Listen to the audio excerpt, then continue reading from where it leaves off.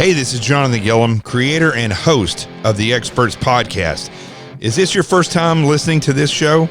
Well, get ready and buckle up because you are in for a ride. This show is all about truth, and anybody that knows me knows that the truth has arrived.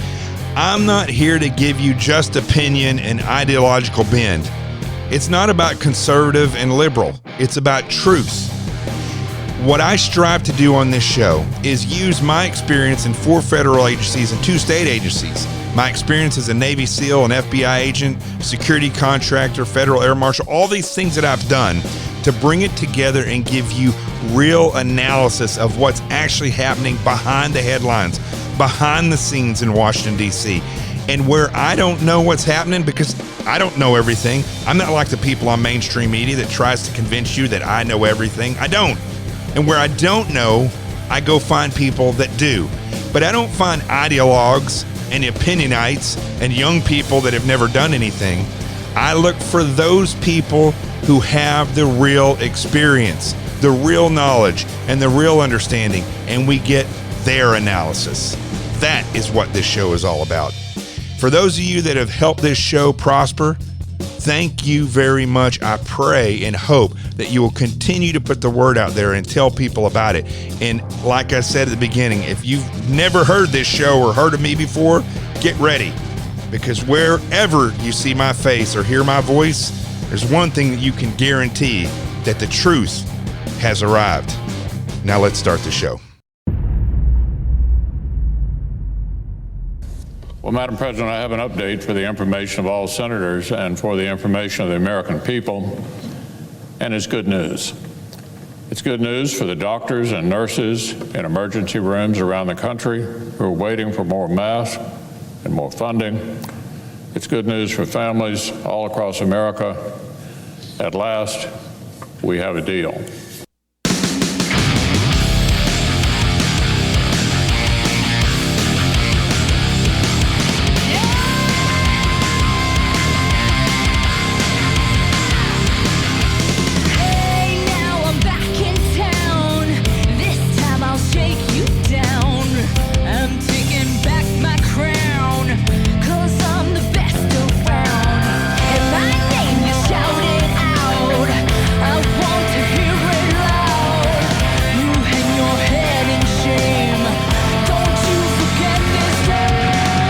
This is Jonathan Gilliam back in on the Experts Podcast.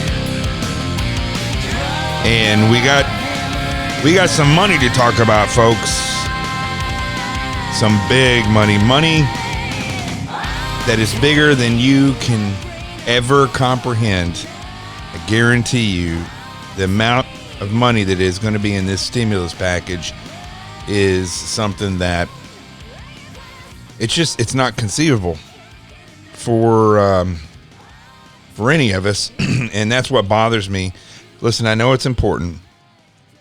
I know it's important that we have this bill out there, and I can't thank the president enough for what he's done.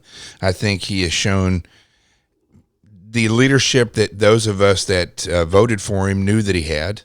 I think that, and I know that this is an individual that has proven that not only is he capable of weathering the storm of just overall nonsense as far as the past 4 years of attacks that have been upon him from just the very beginning before he even got elected. And he, every single day, we're not talking about people picking on him. We're talking 24 hours a day, 7 days a week. You can turn that TV on and people are telling lies about him. Now you think about that, folks. That's unbelievable. That is unbelievable. And so, he's proven that he can do that, but now he's shown that, this is a situation that we have never faced in our current history. We've had plagues before, and they were not, they didn't do real well with these plagues back in the day. The Spanish flu, you're talking about millions and millions and millions of people that died from that. Not just had it, died. He has faced this.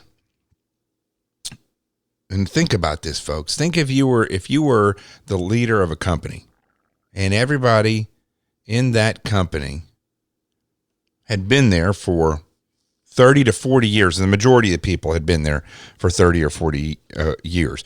And a great vast majority of the people that work in that company were from the same economic status. They went to the same school, and they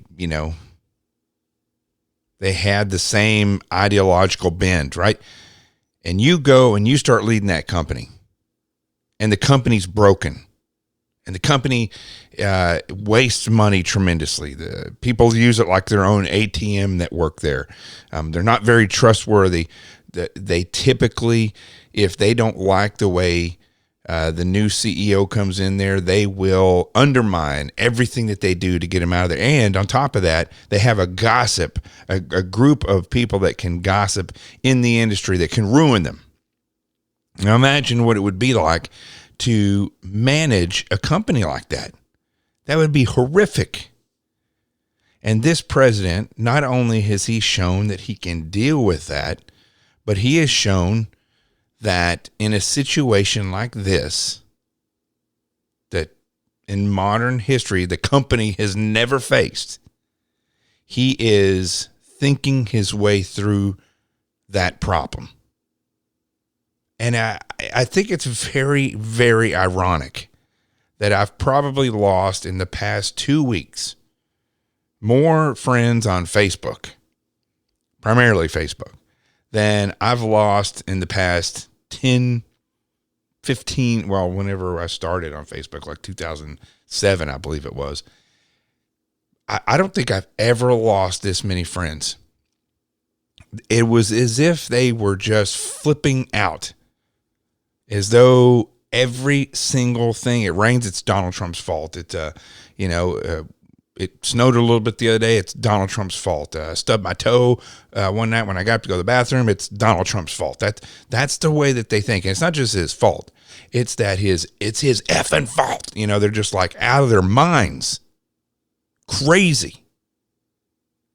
And some of these people I've known for 15 years. One person I've known since I was in college in 1993 to 95. And they're just gone. Now, there's a couple people that are still on Facebook. I just gave up. I don't even respond to anything. They put just the dumbest stuff on there. And I know one of them's probably going to listen to this. And he's a new friend on Facebook. Highly educated, very bright, intelligent, smart, wonderful person to be around. But this crazy stuff that comes on, that they put up there on Facebook, it's always skewed to the left. I don't understand that thinking for educated people. And I'm not putting down people who don't have higher education. I mean, my mom doesn't have a higher education. She's one of the smartest people I know, one of the wisest, smartest people I've ever met. Great vast majority of the truckers that are out there. I mean, these are people, a lot of truckers now are former cops, former cops, truck drivers, that are veterans, and they're making six figures now, so they go take that job. And my stepdad drove a truck for 40 years. They're extremely bright individuals, not all of them. There's a couple dirtbags out there. I know one in particular who knows I'm talking about him. He's the dirt of the earth. But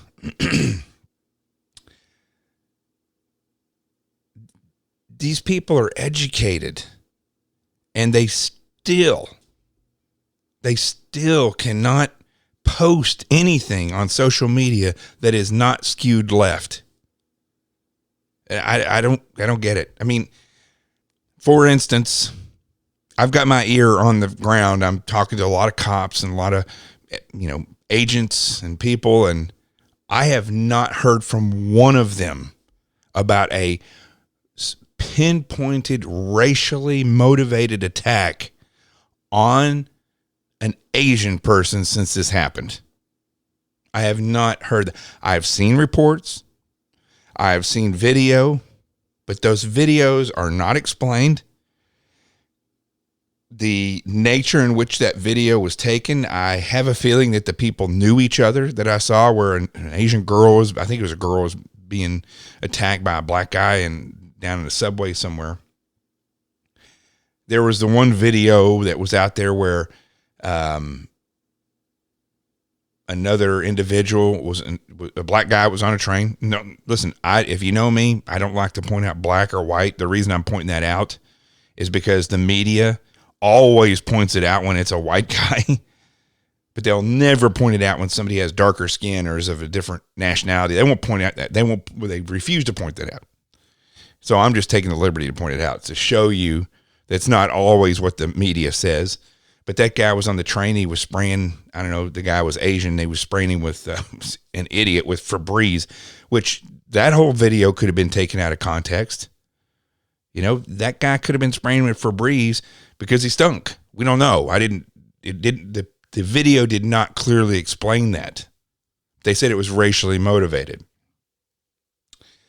So, but other than those couple of things, I've talked to cops. I've talked to guys from different agencies, several different agencies. I asked them, have you seen this increase in attacks on Asians racially motivated because of the virus came from China, or because Trump said it's a Chinese virus, or because I tweeted out Chinese virus 15 times? And they said, no, it just hasn't occurred. I mean, one of the reasons probably is because everybody's inside, but the other reason is because, most people don't blame Chinese person for this disease. They blame the Chinese government for the slow response, because it doesn't take a rocket scientist to figure that out. But yet people will post this stuff. And the reason they're posting it is not because they want to inform the public that these things are happening. It's because of what President Trump said. And that's why they posted it. Another person, and I'm going to bring this all around full circle, but another person, known her since 2016, probably. I'm sorry, not 2016, 2006. I read a post, and look, people, you put your post up on Facebook and it's not private, people will respond. I already told you last week about another person that I knew that they had put something up there about, I spent $1 million to fly my son home because I had to get him home from wherever they were overseas. And it's all because of Trump and this stupid travel policy. And so I took a clip from the New York Times, because they're liberal. That's why I took the New York Times, where it said that, yada, yada, yada. It was bad mouthing Trump, but that wasn't the reason why I clipped it. And I underlined where it said the travel ban that starts on Friday. This is the Wednesday before it actually took effect. And I underlined it and said, travel ban doesn't start till Friday. Let them know. I was informing them. They just freaking flipped out, defriended me. But this other person was laying out, this was just last week, was laying out all these things and blaming them on, not just blaming on Trump, but showing how they would have fixed it. Like it should have been done this way or this way. And this person, has a degree, I think, but is like 20 something years old, maybe 30 now. Has done nothing. Traveled. That's about it. Lives a life like a hippie. And, so I went through and wrote a post. I wish I'd have saved it. And it was, it was pretty long, but it was basically saying that, this happened because of this. This occurred because of this. Things are being locked down because of this. This is right as the virus was starting to happen. And the economy has swung because of this. And all they came back was that I'm not going to say what they said. It was pretty bad. And basically said, yeah, I appreciate all your experience that you've had in government, but you're wrong in this case, that a socialist economy would have fixed this whole problem. So it's interesting because I just deleted them. I wasn't even going to argue with them. But they can't look at anything that is being done right. They just cannot look at it and say, we're in a sticky situation. The president is handling this okay. Look, I even criticized him on my last podcast, the president, because I think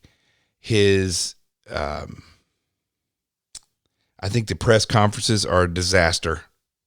I do. I think that yesterday's was the worst press conference I've ever seen the president have. And I'm a big supporter. But when he's asking the doctor up there if in front of the media, if they think that the media will ever get to come back and sit down together, I just thought it was it's not the question that a leader would be asking one of their subordinates in front of everybody. And I thought it was very bad. It's very bad optics. But, and that's what I should have said, the optics were bad, not the message. The optics were bad. And he should know that. And I think it's okay to criticize him for that. But overall, I can look at him and say, the optics have been bad. The structure of these briefs every day have been okay. I don't think that they were informative enough. I don't think that the president and his administration laid out with a chart what people should be doing, what they should be buying. Listen, I'm going to say it. Okay? The population of this country is ignorant when it comes to taking care of themselves. They've been free for too long. They take their freedom for granted. They have not had to suffer. I'm talking about the general population. I know people are going to be saying, I suffer. Well, yeah, I get it. But even myself was not prepared for this. Yeah, I have a go bag. Go bag doesn't prepare you to sit in your home for 2 weeks. But where I differ from most people is that I saw what was happening. I made sure that we went and got good groceries that were non-perishable items, some fun foods, which I talked about yesterday.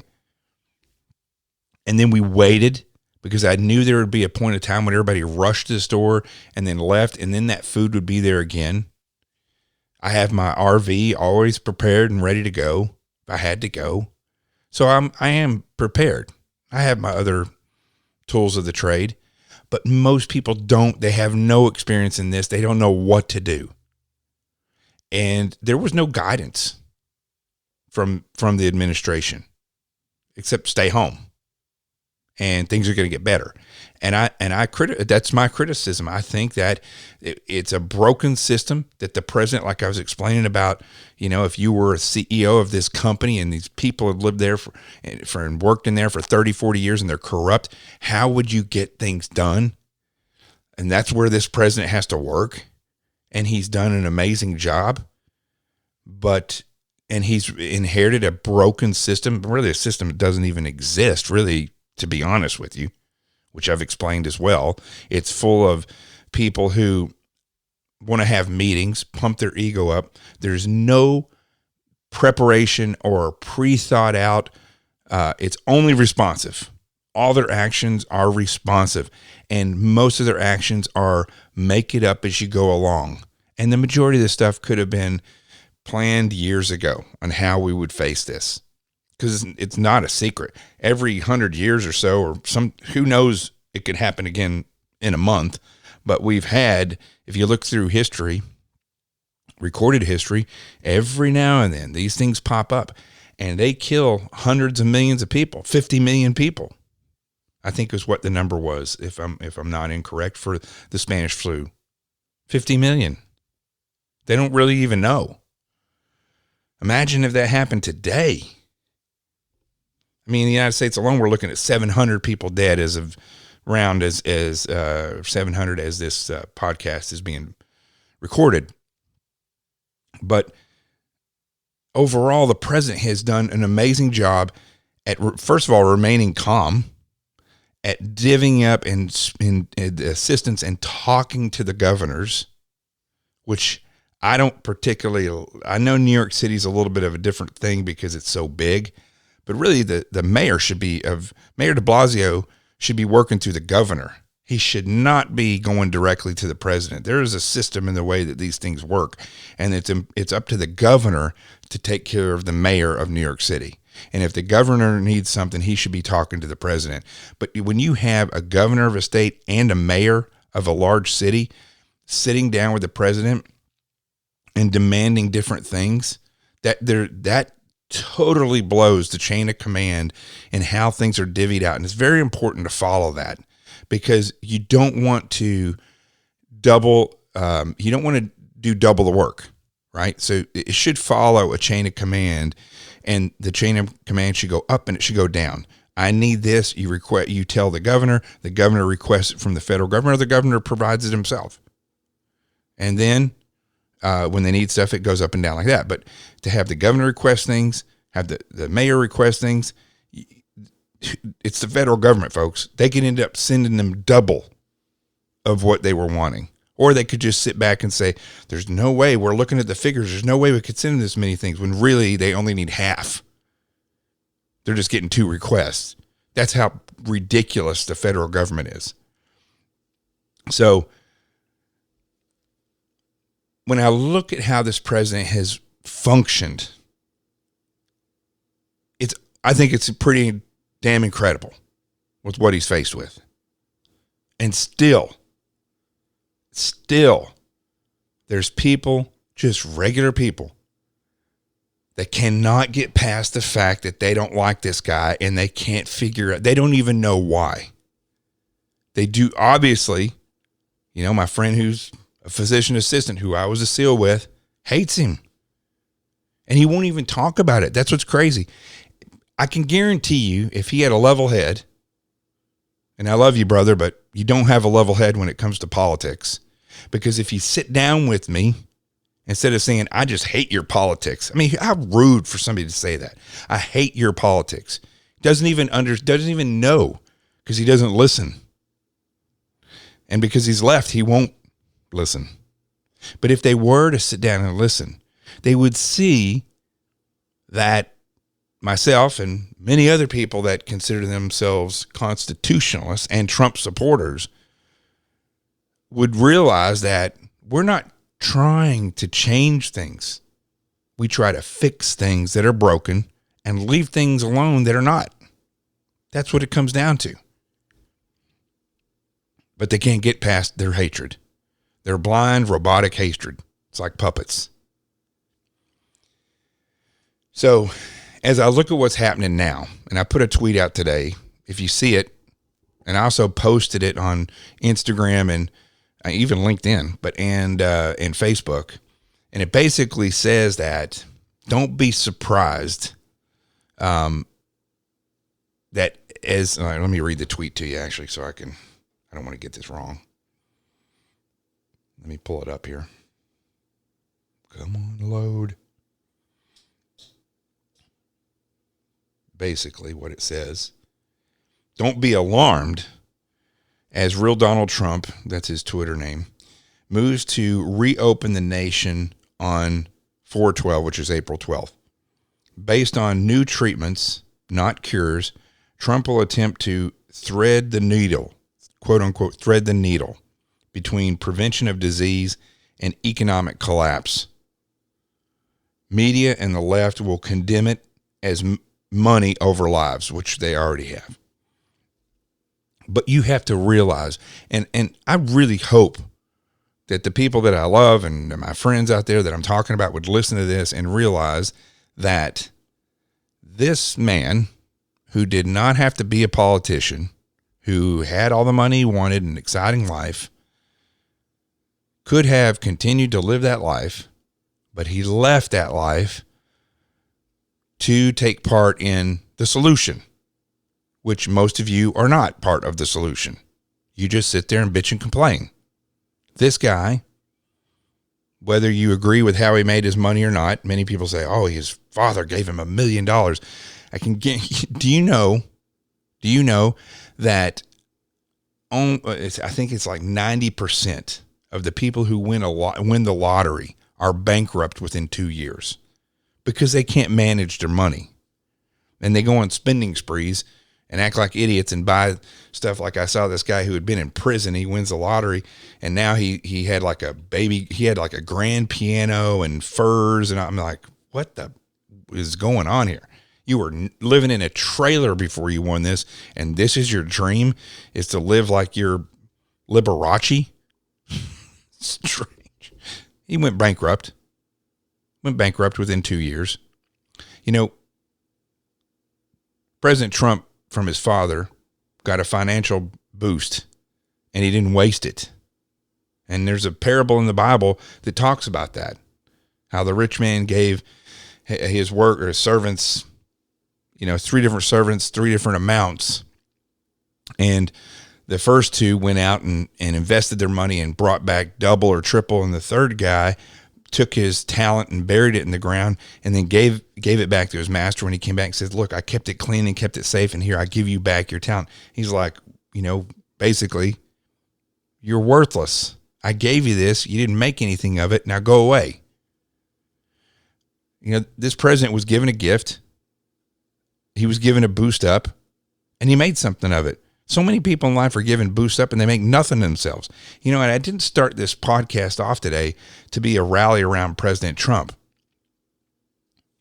But what's happening right now is that he is trying to make a critical decision on timing, because that's really what this comes down to. This disease is not a terrorist group. They're not out there, waiting to ambush. It is a disease. And basically, how you prevent it is from doing nothing. That's what's crazy about it, if you think about it. If you literally do nothing and everybody goes home and does nothing, some people will get sick, some people will die, but it will cause the curve of infection to level out, and it will go away. But at the same time, if that's the overall cure, aside from medicine, it's also the cause of potential economic collapse. And this is where the power or the real job of the president comes in to play. This is an individual who is tasked to figure that out using their experts and in a position that he's in where, again, I use that example of that company with worthless people that work there, with people that hate him. They've been around there for 30 years. They got this gossip group. They're constantly trying to ruin his career. And he has to figure this out in that environment that goes on 24 hours a day. Now, what I'd love to see are these people that don't like him to put that to the side and get behind him and hope that he does the right thing. Because like him or not, if he makes the wrong decisions here, or if he makes the right ones, but the Senate or the Congress or the terrorist groups in this country decide to do something else, or maybe, heaven forbid, a meteor hits the earth, things could go very, very bad. He takes a chance on saying, okay, in certain areas in the country, we should ease these restrictions. There's not a lot of infection there. Let's let the people go about their lives, start boosting that economy in certain hot areas. We'll keep that locked down and then slowly let them have their freedom back. People could not listen and cause a second wave. And that was, again, with the Spanish flu. I was studying on it. There was 3 waves of that Spanish flu. And I can guarantee you what happened was that it came through, ravaged. People probably went backwards, quarantined, did whatever they had to do, and then or it spread to another country, and then it ravaged again, and it came back. And this very well may go away in the summer, and it may come back in the winter. Hopefully, God willing, these medicines will really make a difference that they're coming up with now. And I don't think that the president would be moving forward unless he believed that there was a real chance that these medicines are going to make a difference. And if there wasn't some proof that they were, I don't think again, regardless of what you think about him, he's not that stupid. I mean, he's made it this far in life pretty damn good. So he's trying to figure out the timing to start making that happen so that he can get people back out there and boost the economy, because let's say the economy crashes. This is true, folks. If the economy completely crashed, we would lose millions more people dying than we would from this disease. And we'd be very vulnerable to enemies who have weapons that they could use, quite frankly, to do a militarized attack inside this country. When you're weakened to that extent where your economy has crashed, there's only a limited amount of fighting you can do. You will use all your bullets. You will use all your fuel. You will use all the food that you need to feed your troops. And in a situation like this, where you got idiots like de Blasio still screaming for the military to be in Manhattan and to be in New York, when there's no need for them. But see, de Blasio's an idiot and he doesn't know how to lead. All he knows how to do is he doesn't know how to use the resources that he has to do the job that needs to be done. He doesn't know how to do that. He's a failed leader. And again, I said this the other day, New York, you got what you asked for. You got what you asked for. And I don't feel bad about that at all. It's terrible that people are suffering because of, but listen, you got it. You asked for it. You didn't vote, or you did, and you voted for that weirdo, that communist, and you got what you asked for. So as I'm looking at this bill, this stimulus bill, who you heard Senator McConnell there, Majority Leader McConnell at the beginning of the show in that soundbite saying that they came to an agreement. Well, I'm happy that they came to agreement. I understand what the president's doing with this stimulus package. I don't think that the airlines should necessarily be bailed out. If they lose money this year and it doesn't completely bankrupt them after they made record amounts of money last year, if they started to go into the tubes, I would say, yeah, let's help them out. But they've got money in reserve. Let them use that. That's the suck about business. You have good years, you have bad years. They can make it. They've screwed us. All the airline industry has completely screwed us. There's no regulation on seating in those things. You got to sit there for 5 hours. And if you're over 5'2", you're going to have a terrible time in there. So I don't feel bad about them at all. But I do believe that this bill is very important, because what it's going to do is, while the president maneuvers in time and space to get people back out there to live their lives and reinvigorate the economy, he's going to try to use this money to help the people out, because many people live paycheck to paycheck again, not necessarily because they're not prepared, but that's the world that we live in. It's too expensive. Let's be honest. Houses are made out of the same brick and mortar that they were 50 years ago, and they cost 1,000 times more. It's stupid. I mean, there should be a limit, people, on supply and demand and how much you charge. How rich do you have to be? I'm all about capitalism, but dadgum, man. We should get to a point where we say, okay, we really can't charge anymore for this. This whole thing is fake. It's all fake. Apartments, I have a 500 square foot apartment in Manhattan, which is big for Manhattan, and I've got a nice terrace. I pay $23.25 a month for that. You could buy a mansion in Arkansas with a mortgage that much. But why? Because of the opportunity. If you make $100,000 a year. I talked about this before on a show. If you make in the FBI, I made $110,000 last year I was there. And that's before taxes. After taxes and all, you make about 60,000, maybe a little less. After you pay your rent, your car payment, any medical bills, like my dog that got cancer, it's like living in college. $100,000 in Manhattan. I just think we've gotten to a point in this country where it's just too expensive. And so people are forced to live paycheck to paycheck. You can raise the minimum wage all you want, liberals, but it's not going to matter because stuff is just too expensive. Now, I don't know how to fix that problem. I'm not an economist, but I do know how it could be fixed if people just started taking care of each other, lowered the interest rates, got rid of the IRS, had a flat tax, nice little flat tax that you pay. And then, because I think it should be obvious to you, we have a lot of money in this country from taxes, okay? And this is what I don't like, and I'm going to get into this in a second. But a lot of money that we use, as we're going to see in this bill, is going to be used for frivolous crap.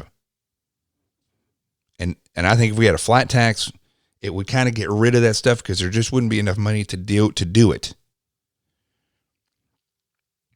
But I also think that you can raise the minimum wage all you want. It's not going to do any good because the prices of crap go up every year to ridiculous amounts. Well, that's capitalism, Jonathan. Yeah, I get it. We live in a free society with capitalism. But there's got to be a limit. And I don't think we should be taken from the rich and given to the poor. If those rich didn't have the incentive to make money, they wouldn't build businesses and people wouldn't have jobs. And they wouldn't have that one paycheck so they go buy food and have fun. Enjoy their freedom. Wouldn't be able to do that. So I don't think we should be taken away from them and given that. I don't believe in that nonsense. You come up with a great idea, you should get paid for it. You work hard and rise to the top. I used to know somebody who's a banker. Good gosh, I thought doctors worked long hours. At the beginning of the beginning level of a banker before they get their master's degree, and then even after they get their master's degree, it's unbelievable. They work ridiculous hours. 24 hours, go home and sleep for 3 hours, come back, work 18 hours, go back home, sleep for 6 hours, come back and work another 24-hour job, a 24-hour day. That's the way they work. It's ridiculous. No wonder they're all on drugs. But I just think stuff's gotten too expensive. Now, I've kind of went off on a limb here, but it all comes back to this bill, this stimulus bill, which was evidently agreed upon. And now they're saying it's $2 million, but from what I'm understanding, and I'm going to try to figure this out tomorrow because they're going to explain it tomorrow. But from what I'm understanding, it's actually, I'm sorry, did I say 2 billion? What I meant was say 2 trillion. But Larry Kudlow comes on and says after it's all said and done, and after we do these loans that they're going to do, and it's going to be $6 trillion. You cannot even fathom what you could do with $6 trillion. I mean, you could do whatever you wanted. You could probably buy the moon for $6 trillion. I mean, it's just that it's hard to understand how much money that is. I should have a banker on here someday to talk about that. So I'll tell you what, let's take a break real quick. Do a quick commercial for my books, which I hear Amazon's having an issue now, and they're not sending books out until April. So if you order a book, I mean, go ahead and order. You're going to get it in April, but hopefully all the Adventures of Team Little Bigs, my kids' book, a children's book. It's actually a parent's book for children. Hopefully that will be. It's supposed to come out April 7th. Hopefully that will still come out. I'll tell you what. Let's take a break, and I'll tell you all about it. We'll be right back. Hey, this is Jonathan Gilliam. If you've been listening to this podcast, you've heard me talk about my new book that's coming out April 7th, The Adventures of Team Little Bigs, a parent's book for children. I can't think of a more important time than right now in securing your children in every way of life. Whether it's washing their hands or looking out for bad guys, understanding that you shouldn't play behind the tire of a car. These are lessons that are going to be in this book so that you can teach your child safety and security, awareness and communication at the youngest age. The book is all pictures, and each picture has between 3 and 5 lessons in there that are added into the picture. And what the parent does then is we're developing a website right now to be ready when the book comes out, but it's going to have lesson plans on there for the parent. So the parent takes the lesson plans, they give the book to the child. As the child goes through the pictures, the parent goes through the lesson plan and teaches the child to be aware, safe, secure, and how to communicate. The Adventures of Team Little Bigs, a parent's book for children. You have to go get it. Everywhere books are sold, you can get it right now, pre-order, but it comes out April 7th. That is the way you secure your homeland. Let's get back to the show.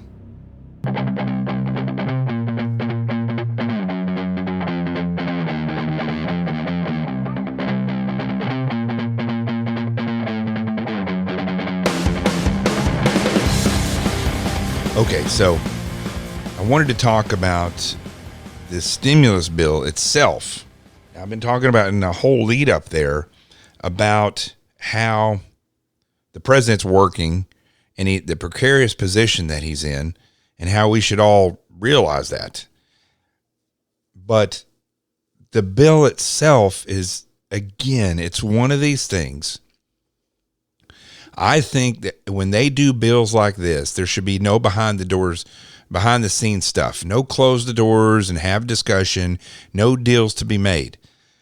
I think one of the things that should change, and I don't know how they would do this or if we would ever get it done. It's probably just wishful thinking on my part. But I think that emergency bills should be debated in public, in the open. They should have a certain amount of time that it has to be done, and that should be law. And that and there's no hung juries. And I think that also should be in the law is that it can only include, an emergency bill can only include things that have to do with the emergency. That is a very important part of this whole thing. In fact, I think they should do that for all bills. I think all bills should be that way. If it does not have to do with the issue that the bill is concerned with, it should be made public. And not only should it be made public, but perhaps there could be some way that we vote as a people on whether or not that should be included, or it should just not be included. How about that? Let's just cut out the middleman there. Okay. How about we just, if bills should by law, a bill should only cover what the bill says it covers. And there shouldn't be pork bellies. There shouldn't be any of this nonsense in there. Like, for instance, in this bill, and can't wait to see if we find out if this stuff was put in there. But one of the reasons why it's been dragging on for so long is because Chuck Schumer and Nancy Pelosi were wanting in the bill. Again, this is an emergency relief bill for the United States in a moment of real crisis where people are not getting fed. People do not have a job. Companies are folding. There's many companies that just will not reopen. And this is what they wanted in there. They wanted things like windmills. They wanted so many windmills and studies on windmills or whatever it was about windmills. Has nothing to do with us. Has nothing to do with emergency response. They wanted to ensure that if they're going to bail the airlines out, that the airlines have to agree to a law, I don't know if it's law or a bill or regulation where they have to have environmentally safe engines. They're wanting to put in that bill. So let me see what else it was. It was windmill. It was the airplanes. A lot of Green New Deal stuff. They're trying to push that in. And see, this is the problem. Nobody wants that Green Deal except for weirdo leftists, but they're going to use this type of politicking in order to get bits and pieces of that bill until it's done. Just like that Johnny Cash, I think it was Johnny Cash that sang that song about a guy who worked at a car factory and he stole the car one bolt at a time. And that's what they do. They will get what they want by putting little bits and pieces of it in every bill that comes out until they get it all. And I don't agree with that. And I certainly don't agree with these emergency bills. And I think that the law should be that in an emergency situation, when they pass a bill, it should only include specific things that are going to remedy that emergency. And the debate for it should be done publicly. And they should be giving a specific amount of time to get it done. Doesn't that make sense to everybody? But the reason they don't do these things, this is the problem with Washington, D.C. and these long-term career politicians, is that they get paid for not doing it that way. These lobbyists that come in and throw all kinds of money. You know, I've been around people who do medical sales, and it's very similar. You know, they have a piece of equipment or whatever it is that they're selling. They don't just go and present that and say, this is a lovely, new cement that a dentist should wear that a dentist should use, or, this has something to do with, heart or whatever. They don't just go up there and sell it and do a presentation. They take the doctors to dinner. They take them golfing. They take them on trips. They become their friends, and they throw massive amounts of money at them and good times. And then all of a sudden, that's the kind of cement they're using in your teeth, or that's the product that they're using for your heart. May or may not be better than the other thing, but they've been wooed by these medical salespeople who are basically lobbyists. And that's the way Washington, D.C. works. And that's why these people, these senators and these congressmen, that's why they work the way they do, because it's a paycheck for them. And if I was in the FBI and I was working deals to keep people out of jail, by getting dinners and homes and things like that, I would go to jail. Just like that idiot, Republican idiot, and 2-3 other people, including Dianne Feinstein, who all mysteriously made incredible deals right before the stock market crashed, after they came out of a brief. This is the type of corruption that should get people fired. And I think if somehow, some way, we could get these emergency bills fixed in the way I've been describing it, that along with better preparation for emergencies, well thought out long before, stockpiling what you need to, stop manufacturing this emergency equipment over in China, get our medication back here and manufacture it here. Companies stop, trying to get so unbelievably rich. They'll never even be able to spend that much money if they tried. It's like a narcissistic. I've been watching this show, The Tiger King. Don't even waste your time on that show on Netflix. It's worse than watching the Real Housewives in New Jersey. It makes you feel dirty after you watched it. And I am truly a hillbilly, and I'll watch that show and it makes me want to vomit. It's just horrific, what these people, who they are, the egos that these big cat people. It's just terrible. Anyway, I digress a little bit, but these people in Washington, D.C., and the way that they do things, it's broken. It's totally broken. And things like this emergency, what happened here with this virus, could have been mitigated, and the circumstances would have been totally changed. And it has nothing to do with the president. If they would have had a plan long before and how we're going to handle this, the type of money that we may need to keep the country out of work for 2 weeks or 3 weeks or a month, they could figure that out. But they've never even given it never even gave it a thought until it happened. So this bill And the major sticking point that the Democrats say that they had was the fact that $500 billion for guaranteed and subsidized loans to larger industries, including a fight over how generous to be with the airlines, was one of the major sticking points for the Democrats. And what is it about? Again, I hope liberals watch this show. I don't look at myself as a conservative. I look at myself as a constitutionalist and an effective thinker. I don't feel as though we need to change things constitutionally. I don't think that we need to, change. I think we have too many laws. I don't think we need the taxes that we have. I'm not a libertarian. I believe in a strong military, and I believe in kicking ass when we go to war and eliminating our enemies. And I'm not afraid of going to war.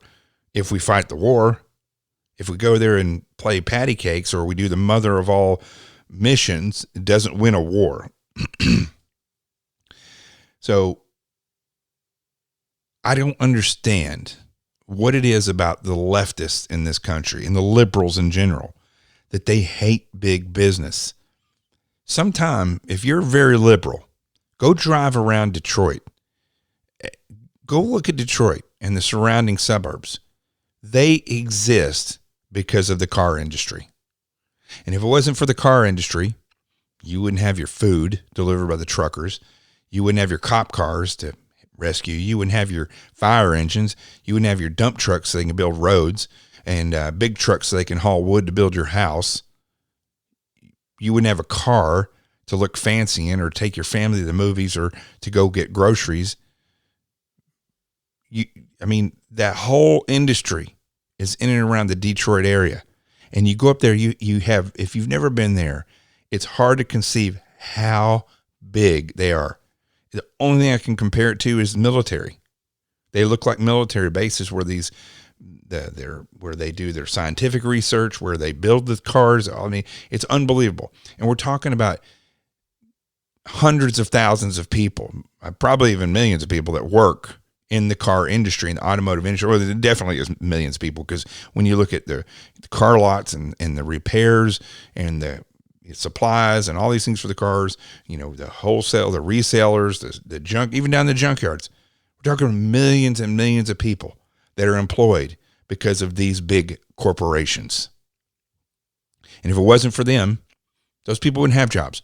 And I hate to tell you, but we've literally overpopulated this world. I'm not like AOC and say that, we need to lose this many people, but there's just too many people in this world. And we just keep having babies, and we just keep reproducing, and there's no thought process. Now, could you have the same amount of people that we have now and have a great life and a great world? Yeah, it's possible. But when I say we have too many people, here's the difference. I'm going to give you a reason. Human beings, as we know in this day and age, are growing more and more unethical.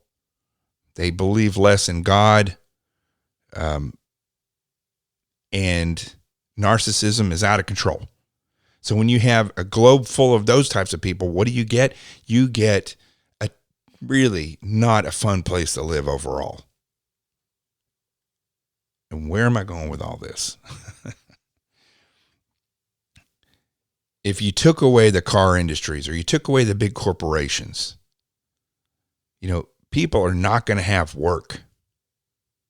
And if you have the same amount of people that you have now, but you don't have these big companies to give them jobs, it's going to turn third world real quick.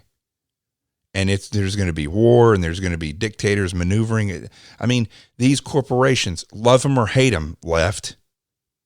These corporations they're the backbone. They're the spine of this country.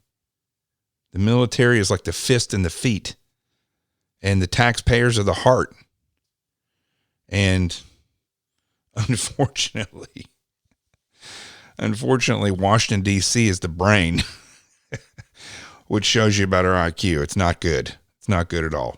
That's why we use our fists and our feet to punch uselessly a lot of the times. And the heart that's there doesn't get used properly.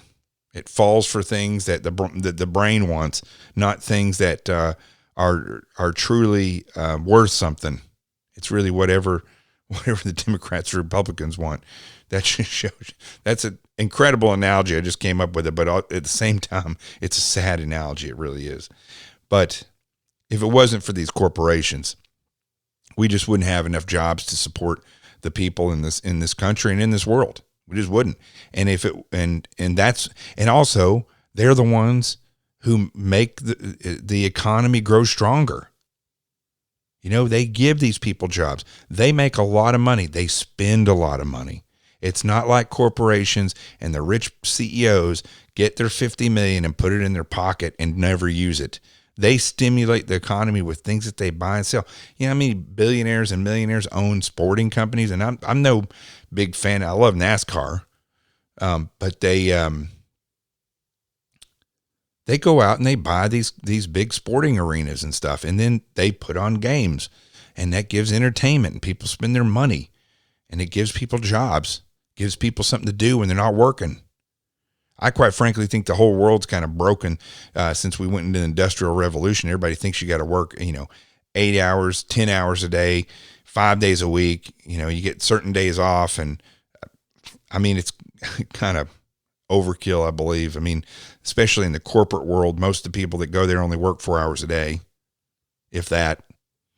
I think there's going to be probably a lot come out of this circumstance that we're in now, where they're going to realize that either they don't need as many people they employ, or they don't need them and they're wasting money on rent for a place when they could be working from home. Same thing with schooling. Most of the kids I know that are homeschooled are extremely intelligent and straight-laced.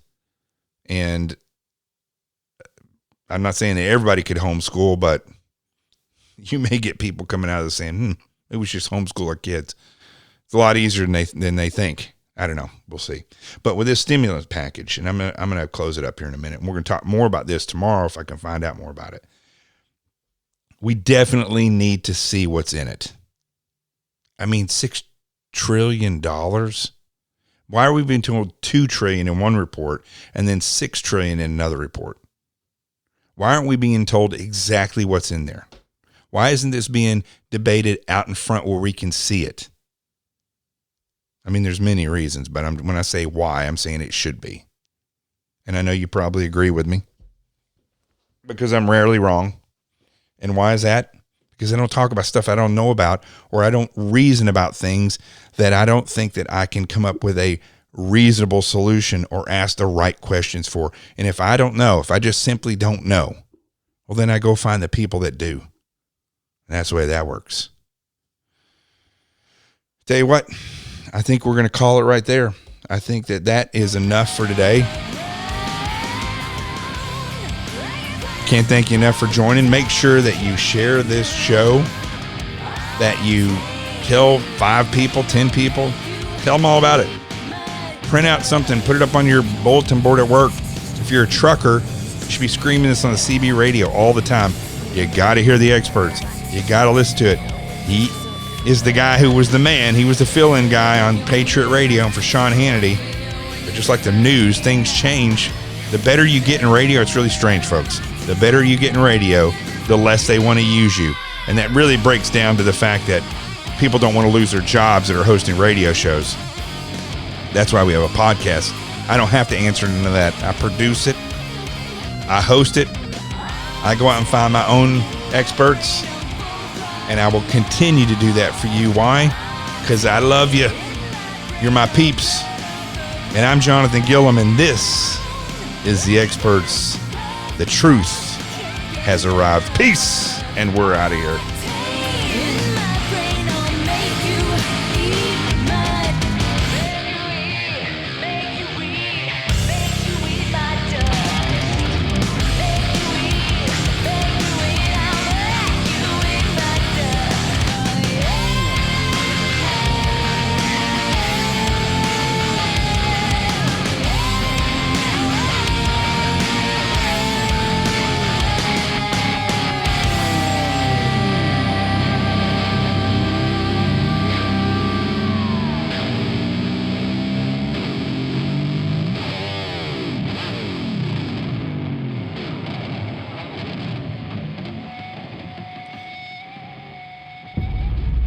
Make sure you go check out my book, Sheep No More, The Art of Awareness and Attack Survival.